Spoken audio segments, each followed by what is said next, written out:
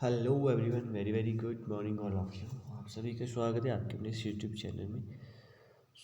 आज हम फिर से कंटिन्यू करने जा रहे हैं हमारा जो एनसीईआरटी क्लास 6th से लेके +2 तक के जो क्वेश्चन सीरीज है for UPSC, state PCS and all Indian government exams. तो मेरा इस सेक्टर में 7-8 सालों का एक्सपीरियंस है, तो उसी के बेस पे मैंने ये क्वेश्चनिंग बनाई है। तो इसमें स्पेसिफिक क्या चीज़ें हैं, मैंने book by book, class by class, page by page और लाइन बाय लाइन जहाँ से भी क्वेश्चन बन सकते हैं वहाँ से क्वेश्चन पिक किए। ठीक है, अगर आपको सक्सेस होना है किसी भी गवर्नमेंट एग्ज़ाम में तो आपको ये सेशन बार बार रिवाइज करने पड़ेंगे। इसकी मैंने प्लेलिस्ट बनाई है, आप वहाँ पे जाके इसे पढ़ सकते हो। तो चलिए टाइम वेस्ट नहीं करते और शुरू करते हैं आज के सेशन को। अगर वीडियो अच्छी लगे तो एक लाइक तो बनता है यार, subscribe the channel and share जिन बंदों को नीड है। ठीक है, तो क्वेश्चन है कि global multi dimensional poverty index किसके द्वारा जारी किया जाता है? तो ये किया जाता है यूएनडीपी द्वारा। तो क्या क्वेश्चन है कि global multi dimensional poverty index किसके द्वारा जारी किया जाता है? यूएनडीपी द्वारा। जो गरीबी सूचकांक है वो किसके द्वारा जारी किया जाता है? संयुक्त राष्ट्र विकास परिषद द्वारा जारी किया जाता है। अगला क्वेश्चन है कि मल्टी डायमेंशनल पॉवर्टी के मापक तत्व कौन से हैं? तो उत्तर है कि आय, कमजोर स्वास्थ्य, कमजोर गुणवत्ता, काम की व शोषण। ठीक है, तो मल्टी डायमेंशनल पॉवर्टी को किस आधार पे मापा जाता है, कौन से इसके मापक तत्व है? तो आय को देखा जाता है उसमें, कमज़ोर स्वास्थ्य को देखा जाता है, कमज़ोर गुणवत्ता काम की जो गुणवत्ता है उसे देखा जाता है, वो शोषण को देखा जाता है। अगला क्वेश्चन है कि वैश्विक बहुआयामी गरीबी सूचकांक के संकेतक कौन है? तो उत्तर है स्वास्थ्य, शिक्षा, जीवन स्तर। तो वैश्विक बहुआयामी गरीबी सूचकांक के संकेतक कौन है? स्वास्थ्य, शिक्षा और जीवन स्तर।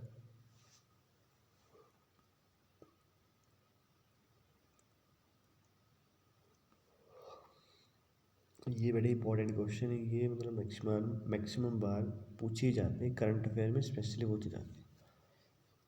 अगला क्वेश्चन है कि स्वास्थ्य में कौन सी चीज़ें शामिल होती है? तो आंसर इज पोषण, बाल मृत्यु दर।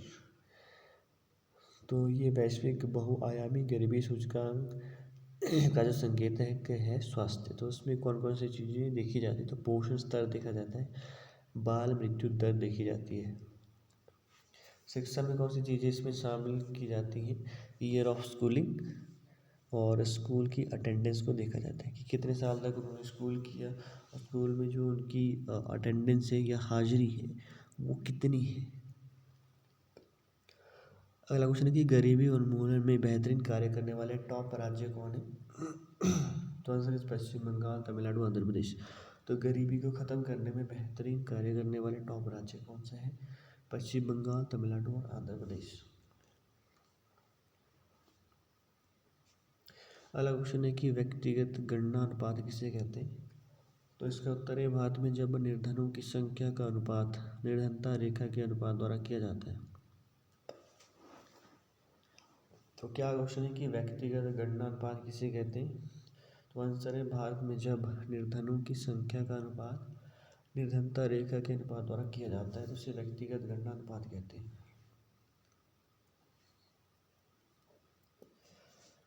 भारत की नेक्स्ट क्वेश्चन है कि भारत के गाँव में कितने प्रतिशत गरीब रहते हैं? तो उत्तर है कि भारत में 3/4 गरीब गाँव में रहते हैं। तो भारत के गाँव में कितने प्रतिशत गरीब रहते हैं? तो भारत में 3/4 गरीब गाँव में रहते हैं, मतलब 4 में से 3 गरीब गाँव में रहते हैं। अगला क्वेश्चन है कि 1973 से 2012 में गरीबी में कितने प्रतिशत का अंतर आया है? तो आंसर इज 55 से 22% पर आ गई है गरीबी। ठीक है, तो 1973 से 2012 में गरीबी में कितने प्रतिशत का अंतर आया है? तो गरीबी 55% से घटकर 22% हो गई है। ठीक है, कई बार ये पिछले के आंकड़े भी पूछे जाते हैं। ठीक है, तो इसीलिए मैंने डाला। अगला क्वेश्चन है कि किन राज्यों में गरीबों का एक बड़ा वर्ग निवास करता है? आंसर इज तमिलनाडु, उत्तर प्रदेश, बिहार, मध्य प्रदेश, पश्चिम बंगाल और उड़ीसा।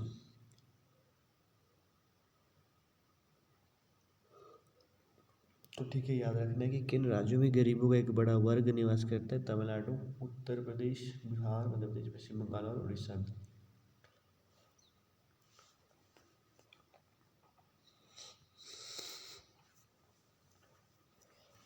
अगला क्वेश्चन है कि 1974 में किन राज्यों में गरीबी राष्ट्रीय स्तर से भी ऊपर रही है।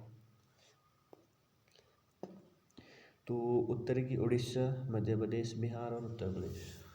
तो क्या क्वेश्चन है कि 1974 में किन राज्यों में गरीबी राष्ट्रीय स्तर से भी ऊपर रही है।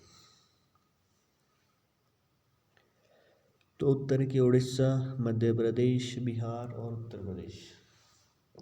राष्ट्रीय जो स्तर है उससे भी ऊपर जो है गरीबी रही 1974 में। कहाँ पे? उड़ीसा में, मध्य प्रदेश में, बिहार में और उत्तर प्रदेश में। तो आपको पता है कि सबसे जो गरीब राज्य है इंडिया का वो है बिहार। अगर कुछ देखिए निर्धनता का क्या कारण है, तो आंसर है निर्धनता का कारण है निम्न पूंजी निर्माण। अगला है कि आधारिक संरचना का अभाव, फिर है मांग का अभाव, जनसंख्या विस्फोट, सामाजिक कल्याण का अभाव। तो क्या क्वेश्चन है कि निर्धनता का क्या कारण है? निम्न पूंजी निर्माण, आधारिक संरचना का अभाव, मांग का अभाव, जनसंख्या विस्फोट, सामाजिक कल्याण का अभाव।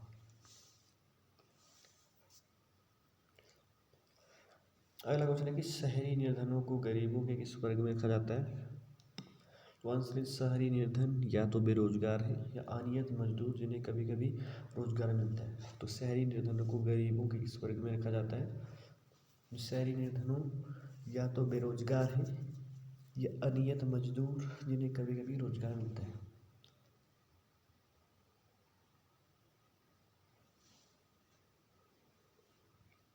अगला क्वेश्चन है कि निर्धनता निवारण की नीतियां और कार्यक्रम कौन से हैं। तो उत्तर है कि पहली पंचवर्षीय योजना कब आई थी? 1951 से 1956।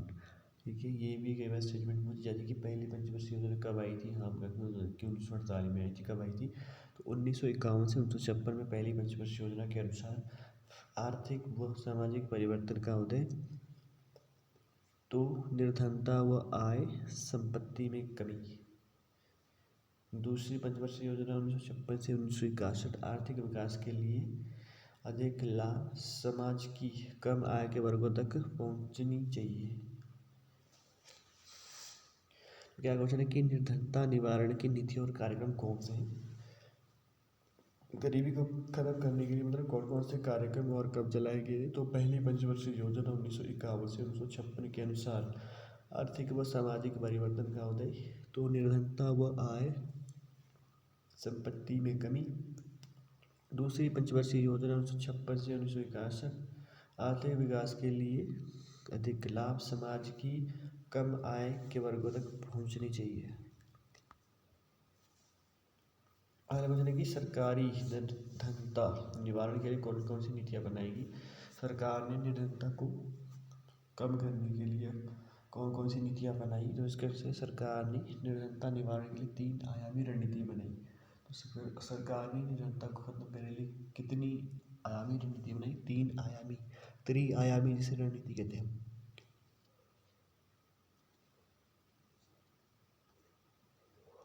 तो अगला क्वेश्चन है कि सरकार द्वारा निर्धनता निवारण के लिए अपनाई गई त्रिआयामी रणनीति में कौन कौन से 3 तत्व प्रमुख थे। तो उत्तर की पहला है समृद्धि आधारित रणनीति बनाई कि समृद्धि होनी चाहिए, समृद्धि आधारित रणनीति। दूसरा है अतिरिक्त परिसंपत्ति, दूसरा क्या है? अतिरिक्त परिसंपत्ति। तीसरा है कार्य सृजन संसाधन द्वारा निर्धनता उन्मूलन, कार्य सृजन संसाधन द्वारा निर्धनता उन्मूलन। तो सरकार द्वारा निर्धनता निवारण के लिए बनाई गई त्रिआयामी रणनीति में कौन कौन से प्रमुख तत्व थे। ठीक है, ये क्वेश्चन पूछा जा सकता है। तो समृद्धि आधारित रणनीति, दूसरा अतिरिक्त परिसंपत्ति, तीसरा कार्य सृजन संसाधन द्वारा निर्धनता उन्मूलन। अगला क्वेश्चन की सरकार द्वारा अपनाई गई त्रिआयामी रणनीति के प्रमुख तत्व कौन से हैं। समृद्धि आधारित रणनीति में कौन कौन सी प्रमुख चीजें शामिल थी। तो उत्तर है आर्थिक समृद्धि अर्थशास्त्र घरेलू उत्पाद की प्रति व्यक्ति आय में तीव्र वृद्धि से समाज के सभी वर्गों तक लाभ पहुंचेगा। समाज निर्धन वर्गों तक पहुंचेगी।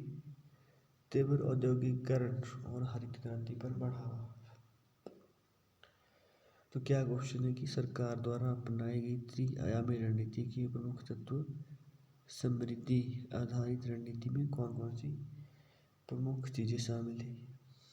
तो आंसर है कि आर्थिक समृद्धि अर्थशास्त्र घरेलू उत्पाद की प्रति व्यक्ति आय में तीव्र वृद्धि से समाज के सभी वर्गों तक पहुंचेगा। समाज निर्धन वर्गों तक पहुंचेगी। तीव्र औद्योगिकरण और हरित क्रांति पर बढ़ावा दिया गया। अगला क्वेश्चन है कि सरकार द्वारा निर्धनता निवारण के लिए अपनाया गया त्रिआयामी नीति के दूसरे प्रमुख तत्व अतिरिक्त परिसंपत्ति में क्या क्या शिक्षा मिली। तो आंसर है क्रांति जनसंख्या वृद्धि के कारण आय में कमी भूमि पुनर्वितरण का अभाव। तो त्रिआयामी रणनीति का जो दूसरा प्रमुख तत्व था अतिरिक्त परिसंपत्ति या संपत्ति में क्या क्या शिक्षाएं मिली। उत्तर है कि क्रांति जनसंख्या वृद्धि के कारण आय में कमी भूमि वितरण का पुनर्वितरण का अभाव। अगला क्वेश्चन है कि निर्धनता निवारण के लिए अपनाई गई त्रिआयामी रणनीति के तीसरी प्रमुख तत्व कार्य सृजन संस्थानों में कौन कौन सी चीजें शामिल थी। तो उत्तर है कि दूसरी और तीसरी पंचवर्षीय योजना 1981 से 1966 में बनाई गई। 1970 के दशक में काम के बदले अनाज कार्यक्रम शुरू अधिकतर गरीबी उन्मूलन कार्यक्रम शुरू किए गए। 10वीं पंचवर्षीय योजना विकास की दृष्टि पर आधारित है। अगला क्वेश्चन है कि काम के बदले अनाज कार्यक्रम कब शुरू किया गया था। तो आंसर 1970 के दशक में गरीबी उन्मूलन के लिए शुरू किया गया था। तो काम के बदले अनाज कार्यक्रम कब शुरू किया गया था। 1970 के दशक में गरीबी उन्मूलन के लिए शुरू किया गया था। अगला क्वेश्चन है कि ग्रामीण रोजगार सृजन कार्यक्रम का उद्देश्य क्या था। तो उत्तर है इसका उद्देश्य गांव में स्वरोजगार का सृजन इसे खाद्य और ग्रामोदय आयोग के माध्यम से क्रियान्वित किया गया। इसके तहत छोटे उद्योगों के लिए बैंकों के माध्यम से वित्तीय सहायता प्रदान की गई। तो ग्रामीण रोजगार सृजन कार्यक्रम का उद्देश्य क्या था। इसका उद्देश्य गाँव में इस पर ग्रामीण रोजगार है तो इसका उद्देश्य क्या होगा गाँव में स्वरोजगार का सृजन इसे खाद्य और ग्रामोदय आयोग के माध्यम से क्रियान्वित किया गया। इसके तहत छोटे उद्योगों के लिए बैंकों के माध्यम से वित्तीय सहायता प्रदान की गई। ठीक है, ये क्वेश्चन पूछा जा सकता है क्योंकि बड़ा इंपॉर्टेंट क्वेश्चन है। नेक्स्ट क्वेश्चन है स्वर्ण जयंती शहरी रोजगार योजना किस लिए शुरू की गई थी।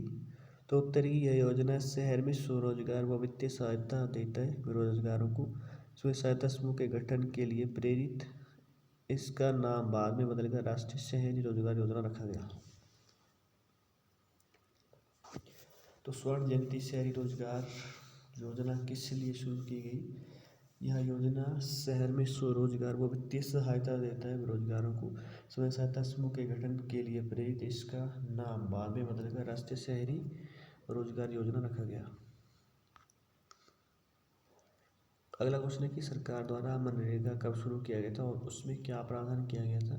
तो सरकार द्वारा मनरेगा 2005 में शुरू किया गया।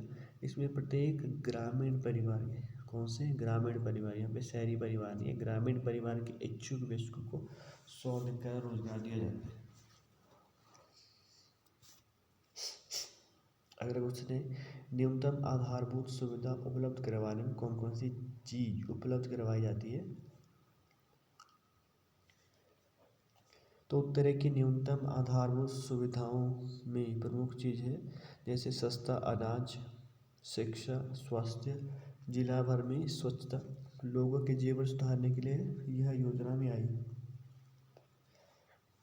तो क्वेश्चन है कि न्यूनतम आधारभूत सुविधा उपलब्ध करवाने में कौन कौन सी चीज उपलब्ध करवाई जाती है। तो आंसर है न्यूनतम आधारभूत सुविधाओं में प्रमुख चीजें जैसे सस्ता अनाज शिक्षा स्वास्थ्य जिला भर में स्वच्छता लोगों के जीवन सुधारने के लिए यह योजना आई।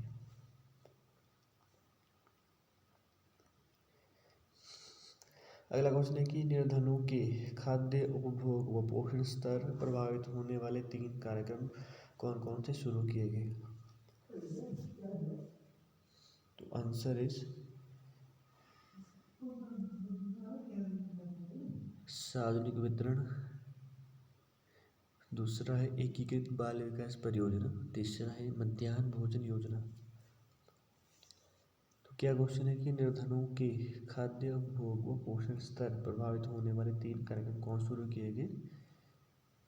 तो आंसर है सार्वजनिक वितरण, एकीकृत बाल विकास परियोजना, मध्याह्न भोजन योजना।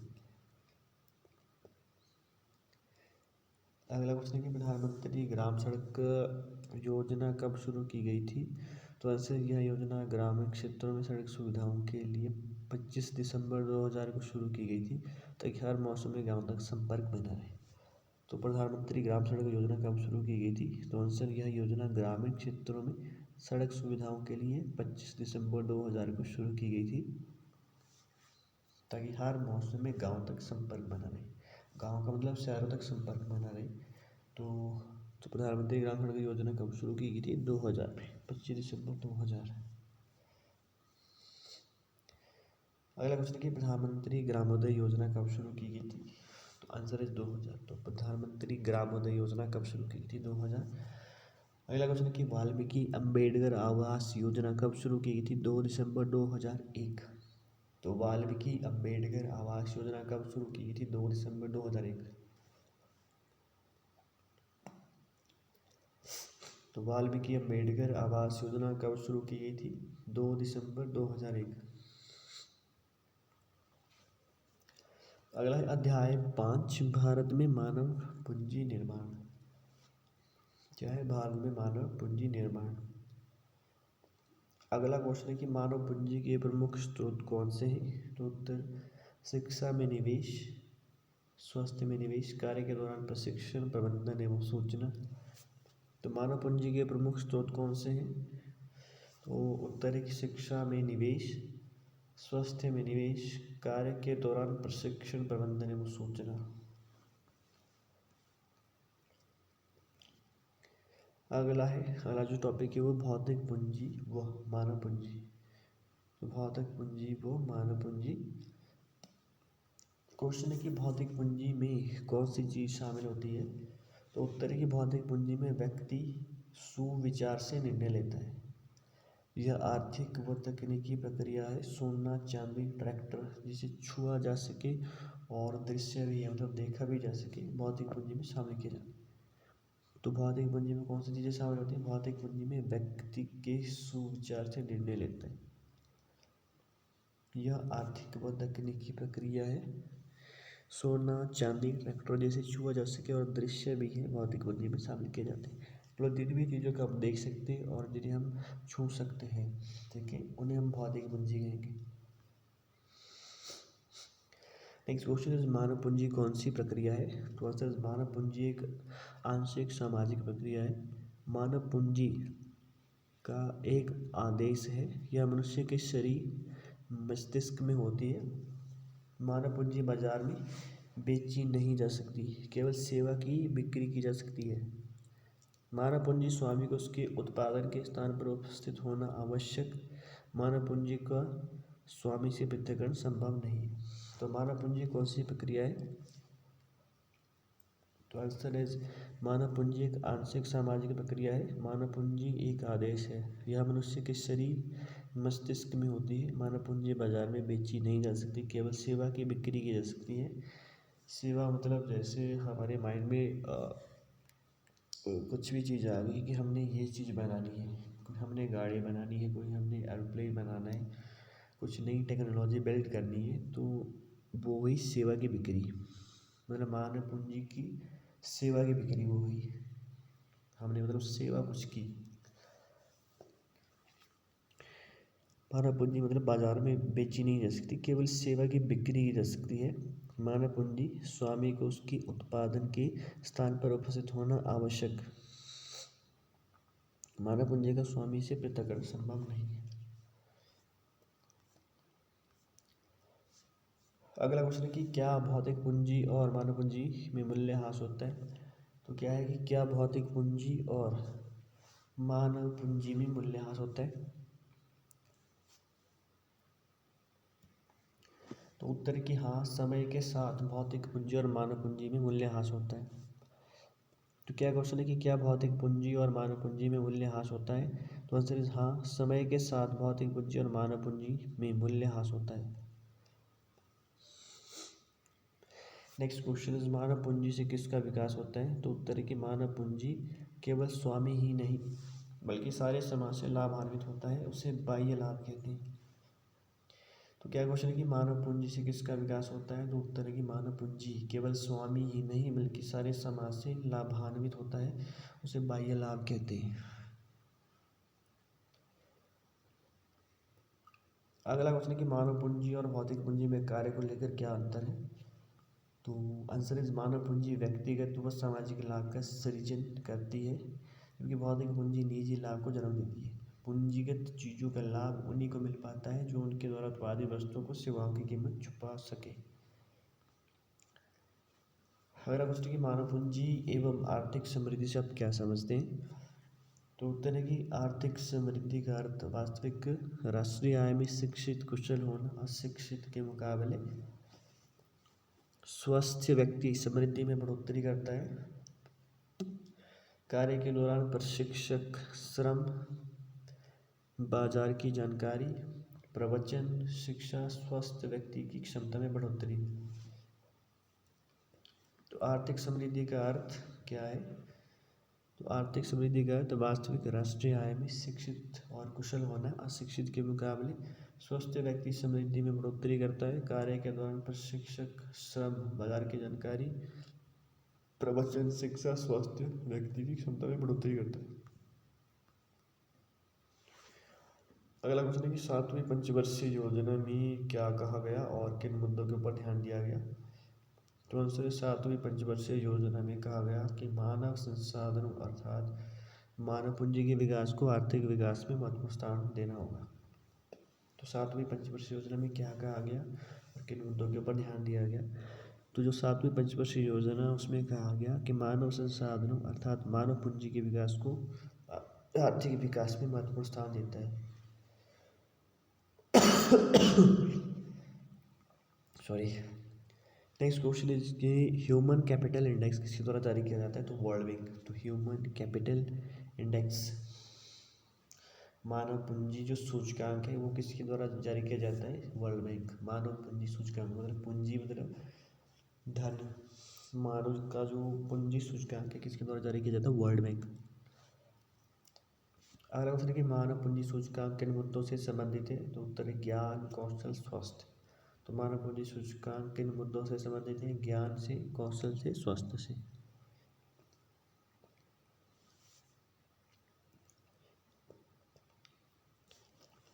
अगला क्वेश्चन है कि मानव पूंजी सूचकांक में कौन से इंडिकेटर्स हैं। तो उत्तर है कि सर्वाइवल अंडर 5 मोर्टेलिटी रेट इसमें शामिल है। तो मानव पूंजी सूचकांक में कौन कौन से इंडिकेटर शामिल किए जाते हैं। तो पहला है कि सर्वाइवल अंडर 5 मोर्टेलिटी रेट मतलब 5 साल से कम उम्र के जो बच्चों की जो मृत्यु दर है ना वो कितनी है वो देखी जाती है। दूसरा है एक्सपेक्टेड ईयर ऑफ लर्निंग कि कितने साल जो है उन्होंने एजुकेशन की, कितने साल उन्होंने लर्न किया मतलब स्कूलों में पढ़े कितने साल। ठीक है। अगला है कि ईयर ऑफ स्कूलिंग कि टोटल कितने साल स्कूल में पढ़े वो, कि 10 साल गए, 12 साल गए। ठीक है, वो उसमें देखा जाता है। अगला है कि टेस्ट स्कोर, जो भी टेस्ट हुए स्कूल में उसमें उनका स्कोर क्या था। नेक्स्ट इज हेल्थ, उनका स्वास्थ्य कैसा था। Next is adult survival rate, जो एडल्ट है उनका सर्वाइवल रेट क्या है। ठीक है, जो मतलब ज़्यादा उम्र वाले लोग हैं ना उनको मतलब सर्वाइवल रेट कितना है उनका, मतलब कितने साल तक वो जीवित रहे। ठीक है। अगला है rate of stunting under year 5 under 5 साल के एज तक के बच्चों का जो मोर्टेलिटी रेट स्टंटिंग रेट है वो देखा जाता है। ठीक है। एक होता है स्टंटिंग है, तो एक होता है वेस्टिंग। स्टंटिंग होता है जैसे उम्र के हिसाब से वही मोटाई में है कि नहीं है। एक होता है वेस्टिंग की उम्र के हिसाब से उनकी जो हाइट है वो है कि नहीं है, ठीक है। तो इसमें देखा जाता है सिर्फ स्टंटिंग देखा जाता है कि उम्र के हिसाब से उनका वेट बढ़ा है कि नहीं बढ़ा है। अंडर 5 मतलब 5 साल से कम के बच्चों के अंदर ये देखा जाता है। हालांकि मानव विकास सूचकांक किसके द्वारा जारी किया जाता है, तो संयुक्त राष्ट्र विकास परिषद। तो मानव विकास सूचकांक किसके द्वारा जारी किया जाता है, संयुक्त राष्ट्र विकास परिषद। तो मानव विकास सूचकांक किसके द्वारा जारी किया जाता है, संयुक्त राष्ट्र विकास परिषद द्वारा।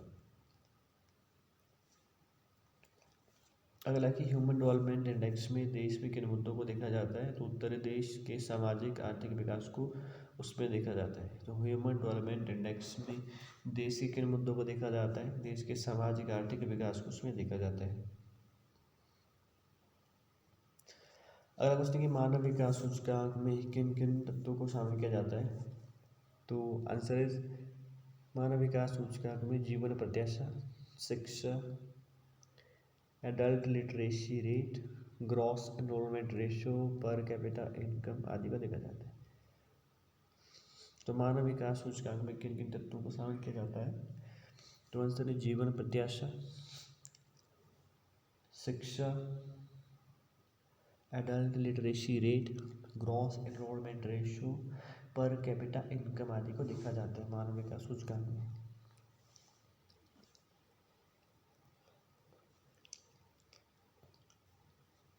अगला है ग्लोबल ह्यूमन कैपिटल रिपोर्ट किसके द्वारा जारी की जाती है, तो ग्लोबल ह्यूमन कैपिटल रिपोर्ट जारी की जाती है वर्ल्ड इकोनॉमिक फोरम द्वारा, ठीक है। तो global human capital report, global human capital report किसके द्वारा जारी की जाती है, वर्ल्ड इकोनॉमिक फोरम, जिसे हम कहते हैं विश्व आर्थिक मंच कहते हैं, द्वारा मानव पूंजी विकास सूचकांक जारी किया जाता है।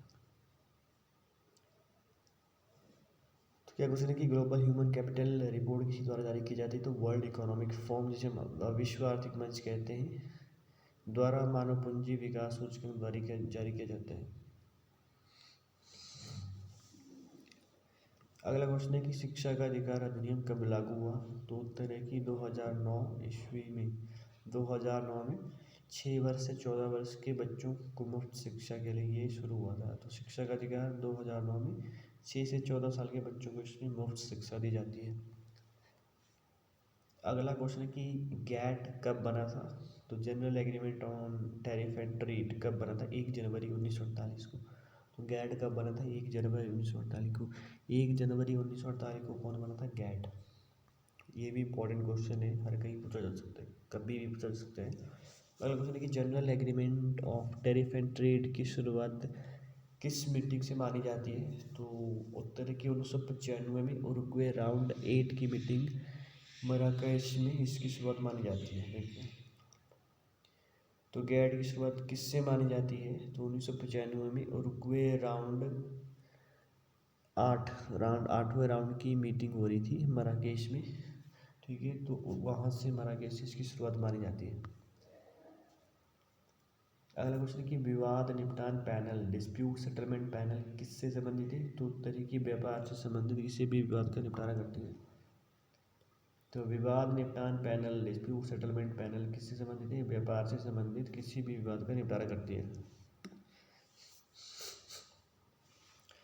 तो अगला क्वेश्चन है कि भारत को उसकी किस नीति के कारण उसका उल्लंघन करता भारत को माना जाता है, तो उत्तर है भारत की निर्यात प्रोत्साहन नीति के कारण से सब्सिडी आउटवेलिंग मानकों के प्रावधानों का उल्लंघन माना जाता है। WTO का कहना है कि सब्सिडी अकाउंटवेलिंग अनुच्छेद 3 भाग के तहत वर्ष में $1000 से अधिक वाले देश सब्सिडी नहीं दे सकते, ठीक है। तो SCM समझौता भाग 4 और 7वें पैनल डे सब्सिडी वापस लेने को कहा गया। तो भारत को उसकी किस नीति के कारण उसका उल्लंघन करता भारत को माना जाता है, तो भारत की निर्यात प्रोत्साहन नीति के कारण से सब्सिडी आउटवेलिंग मानकों के प्रावधान का उल्लंघन माना जाता है। तो WTO कहता है कि भारत जो है जो लिमिट से ज़्यादा सब्सिडी देता है, ठीक है। तो इसलिए भारत का विरोध WTO करता है। अगला क्वेश्चन है कि सब्सिडी अकाउंट वेलिंग SCM से संबंधित दो मुद्दे कौन से हैं? तो उत्तर है कि दो बहुपक्षीय सब्सिडी दो देशों के बीच के प्रावधान का विनिमय कर सकता है। सब्सिडी वाले आयात के कारण होने वाली हानि से संबंधित काउंटिंग।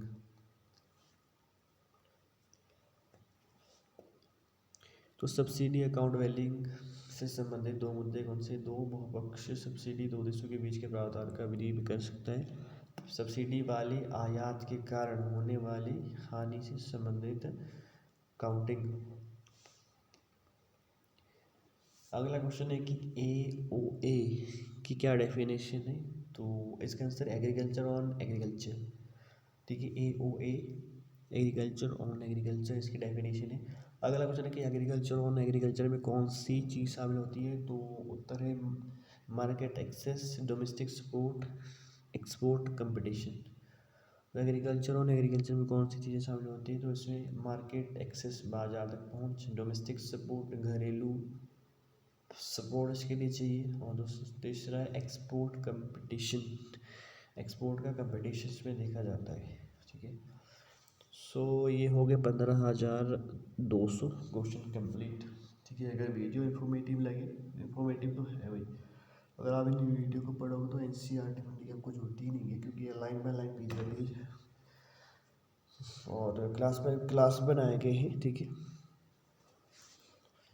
तो चलिए इस सेशन को यहीं एंड करते हैं और मिलते हैं नेक्स्ट वीडियो के साथ। तब तक के लिए जय हिंद, जय भारत, जय श्री कृष्ण। यह एक लाइक तो बनता है इतनी मेहनत के लिए, और सब्सक्राइब द चैनल। ठीक है, और जो भी ज़रूरतमंद लोग हैं उन तक ये वीडियो पहुंचनी चाहिए, मेरा यही मकसद है। ठीक है, क्योंकि गाँव के बंदों तक जो है रिसोर्स नहीं पहुंच पाते। तो चलिए यहीं इस वीडियो को एंड करते हैं और मिलते हैं।